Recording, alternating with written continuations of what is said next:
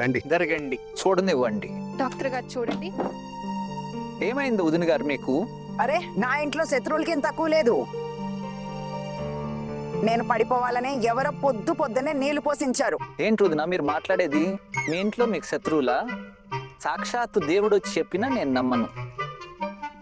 మీకేం తెలుసు? ఈ మధ్య మా ఇంట్లోకి చాలా కొత్త వాళ్ళు వచ్చారు. మీకు వాళ్ళ గురించి తెలీదు. మీరెవరి గురించి మాట్లాడుతున్నారు? అరే, ఎవరికి వినపడాలో వాళ్ళకి వినపడింది. మీరు వదిలేయండి. మీరంత బుర్ర ఉపయోగించాల్సిన అవసరం లేదు. సరే, ఐస్ పెట్టారా? డాక్టర్ గారు, ఐస్ బ్యాగ్ లేదు, అందుకే టవల్తో ఐస్ పెట్టాను. అత్తయ్య పడిపోయినప్పటి నుంచి పెడుతూనే ఉన్నాము. వా, అద్భుతం. నా పని కొంచెం సులభం అయింది. డాక్టర్ గారు, మాకైతే ఈ ఆలోచనే రాలేదు. ఇదంతా చిన్న కోడలే చేసింది.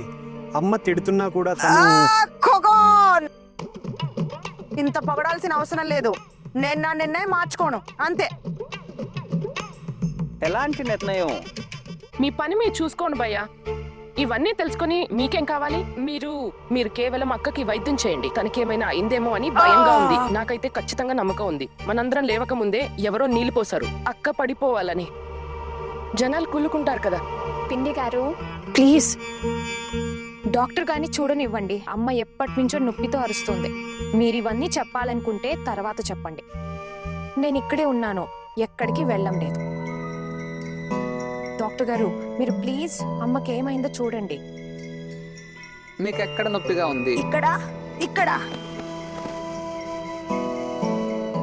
అమ్మా, మీకు కుడి వైపు కదా నొప్పి ఉంది, ఎడమ వైపు అస్సలు నొప్పి లేదు కదా. నేను ఐస్ కూడా కుడివైపే పెట్టాను. మీ మోకాలికి దెబ్బ కూడా కుడివైపే తగిలింది కదా. అంటే నేను అబద్ధం చెప్తున్నానా? అరే, శాంతించండి వదిన గారు. బహుశా ఈమెకి రెండు వైపులా దెబ్బ తగిలినట్టుంది. కానీ ఎడమ వైపు ఏమీ కాలేదు కదా. అందరూ ఎడమ వైపు నుంచే పట్టుకుని ఇక్కడ దాకా తెచ్చారు. ఇప్పుడేమో ఎడమ వైపు నొప్పి అంటోంది. ఏంటి అసలు విషయం? గుర్తుంచుకోవాలి, కుడివైపు నొప్పి ఉంది. కుడివైపు గుర్తు పెట్టుకో దుర్గాదేవి. కుడివైపు. అమ్మా, మీరేం కొనుగుతున్నారు? అరే, చచ్చేటప్పుడు దేవుడి పేరు తలుచుకుంటున్నాను. అమ్మో, అమ్మా, మీరెందుకు పిచ్చి పిచ్చిగా మాట్లాడుతున్నారు?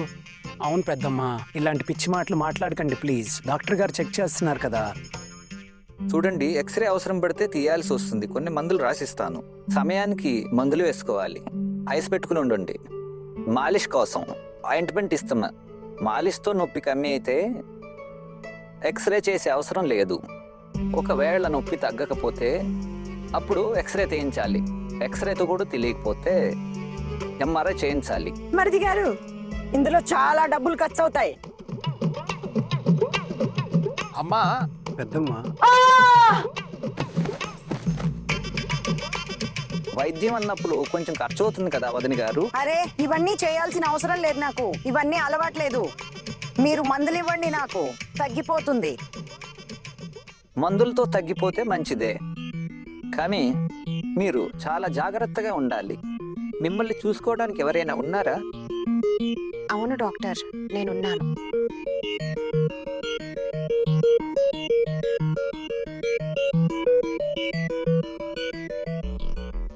మంచిదైంది. ఇప్పుడు వెళ్ళి పుట్టింటికి వెళ్ళి చూడు. అప్పటి నుంచి నోరు బాగా పేలింది కదా. ఇప్పుడు సేవ చేయి. ఇక్కడ మాత్రమే కుడివైపు అనేది గుర్తుంచుకోవాలి. అత్తయ్య, ఏదైనా అన్నారా మీరు? నేనేమన్నా? నీకెందుకు? డాక్టర్ గారు, కొంచెం చూడండి. వదిన ఇలా గొనగడు నేను ఎప్పుడూ చూడలేదు. అరే, ఇందులో భయపడాల్సిందేమీ లేదు. చిన్న దెబ్బే. చిన్నదా? మీకు కనిపించడం లేదా? శరీరం అంతా నొప్పిగా ఉందిరా దేవుడా. వదిన గారు, టెన్షన్ పడకండి. నెమ్మదిగా అంతా సర్దుకుంటుంది.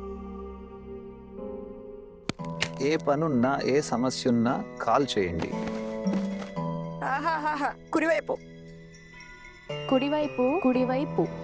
అత్తయ్య, ఏంటి మీరు ఇలా గొణుగుతున్నారు? చూసారా మరిది గారు? ఇందులోనూ అడ్డుపడింది. దేవుడి పేరు తలుచుకుంటున్నా ఈ అమ్మాయి అడ్డు తగిలింది. అరే, అది మా గురువు గారు ఇచ్చిన మంత్రం, బీజ మంత్రం ఇచ్చారు ఆయన. ఇంకా నేను కుడివైపు కుడివైపు అని అనడం లేదు. నేను డాయన్ అని అంటున్నాను. డాయన్? మీ గురువు గారు డాయన్ మంత్రం ఇచ్చారా? ఇచ్చారు. నీకేమైనా సమస్య?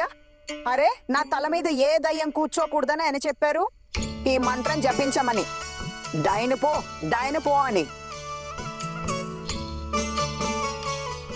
డైన్ పో డయన్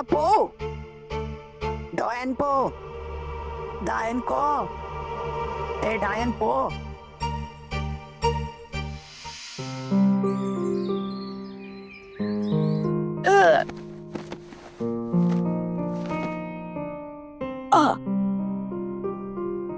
ఓ నా నడుము మళ్ళీ వచ్చింది. ఎన్నిసార్లు చెప్పాలి నేను తినను అని. వెళ్ళండి ఇక్కడి నుంచి.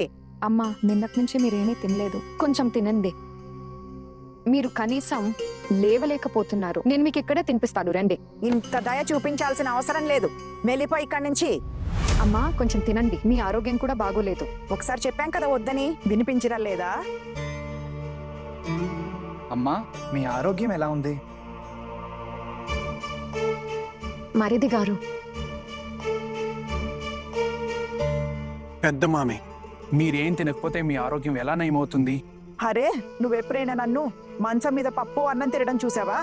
ఇప్పుడు దీనికంటే అశుభం ఏముంటుంది చెప్పు. అమ్మా, మీకు ఇలాంటి యాక్సిడెంట్ ఎప్పుడు జరగలేదు కదా. ఇప్పుడు మీరు మంచం మీద నుంచి లేవడమే కష్టమైనప్పుడు మంచం మీదనే తినాలి, అంతే కదా? అమ్మా, డాక్టర్ కూడా చెప్పారు మీ ఆహారం విషయంలో జాగ్రత్తగా ఉండమని. అంత జాలి చూపించాల్సిన అవసరం లేదు చోటు. వెళ్ళండి ఇక్కడి నుంచి. నేనేమీ తినను. మామి గారు, నేను నా చేతులతో మీకు తినిపిస్తాను, ఇదిగోండి. అరే, నువ్వేమైనా మహారాణివా? నిన్ను వద్దంటానికి నేనేమైనా భయపడుతున్నానా? నేను పెద్ద కోడలు చేత్తోడే తినడం లేదు, ఇక నీ చేత్తో తింటానా? తినిపించే మేరం వచ్చిందిలే. వెళ్ళి ఇక్కడి నుంచి. పెద్ద మామి, నాకైతే ఇదంతా ఒక పన్నాగంలా కనిపిస్తోంది. నా ఉద్దేశం ఏంటంటే, ఎవరైనా కావాలనే నేల మీద నీళ్లు పోచుంటారు. మీరు తెలియక జారి పడిపోయారు. పోల్టు అన్నయ్య, మీరు ఎందుకు అలా మాట్లాడుతున్నారు? సూటిగా చెప్పేయండి అహానా తప్పే అని. అన్నయ్య, మీరు నిజం తెలుసుకోకుండా తన మీద నింద వేస్తున్నారు. నేను నమ్మనమ్మ అహానా ఇలా చేస్తుందని. నాకు తన మీద పూర్తి నమ్మకం ఉంది. అహానా రాత్రంతా అమ్మని కనిపెట్టుకునుంది. సేవలు చేస్తూనే ఉంటుంది. తన మీద ఎవరికి అనుమానం రాకూడదు కదా. చిన్న, మేవేమీ అంత అమాయకులం కాదు. అలా అని తెలివి తక్కువ వాళ్ళం కూడా కాదు. ఎవడో ఒకడు వచ్చి అకస్మాత్తుగా సేవలు చేస్తుంటే వాడు ఏం చేస్తున్నాడో మాకు అర్థం కాకపోవడానికి. పెద్దమ్మ, నేను చెప్పింది నిజమే కదా? అవునవును. అమ్మ, మీకు కూడా ఇదంతా అహానా వల్లే జరిగిందని, తనదే తప్పని అనిపిస్తుందా? మీకు అలా అనిపిస్తే తనని మీ దగ్గరకు ఎందుకు రానిస్తున్నారు? నాకు నీ సేవలు అవసరం లేదని ముఖం మీదే చెప్పేయండి. నీకేం కావాలి? ఈ అనారోగ్యంలో కూడా ఎవరు నన్ను చూసుకుంటున్నారు, ఎవరు నాశనం చేయాలని చూస్తున్నారో గమనిస్తూ కూర్చోవాలా? నేను చెప్పాను కదా నేనేమి తినను అని. అందరు ఇక్కడి నుంచి వెళ్ళి మీ పనులు చూసుకోండి. అమ్మా, మధ్యాహ్నం భోజనంలోకి ఏం కావాలి చెప్పండి, అదే చేస్తాను. తినాలని అనిపించడం లేదు కానీ ఏవైనా పండుంటే ఇవ్వు. అలాగే స్వీట్ ఏమైనా ఉంటే కొంచెం ఇవ్వు. సరే అమ్మా. లేదు వదినా, అలా కుదరదు. పాలు పండ్లు స్వీట్లతో ఏమొస్తుంది? అమ్మ బలమైన ఆహారం తినాలని డాక్టర్ ప్రత్యేకంగా చెప్పారు. ఇంకా అయినా అమ్మ మధ్యాహ్న భోజనంలో మీరు రొట్టె అన్నమే తినాలి. ఒకే మాటను పదే పదే చెప్పినంత మాత్రాన నా నిన్నే మారొచ్చిన్నా. వెళ్ళండి ఇక్కడి నుంచి. సరే అమ్మా, సరే. చాలా నొప్పిగా ఉందిరా పోల్టు. అమ్మా, ఎందుకు ఇలా మొండిగా ఉంటున్నారు? తినండి పప్పన్నం.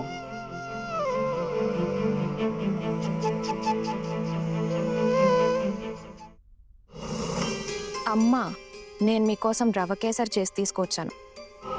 నిన్నెవరు చేయమన్నారు? నిన్ను వంటింట్లోకి ఎవరు రానిచ్చారు? మీకు వ్యతిరేకంగా వెళ్ళి ఈ ఇంట్లో నాకు ఎవరు అనుమతిస్తారు? నేను ఎవరిని అడగకుండానే వంటింటికి వెళ్ళిపోయాను. అమ్మా, మీ ఆరోగ్యం బాగోలేదు. ఇప్పుడు ఇంత కోపం చూపి ఏం చేస్తారు? నేను అతిథిని, వెళ్ళిపోతాను.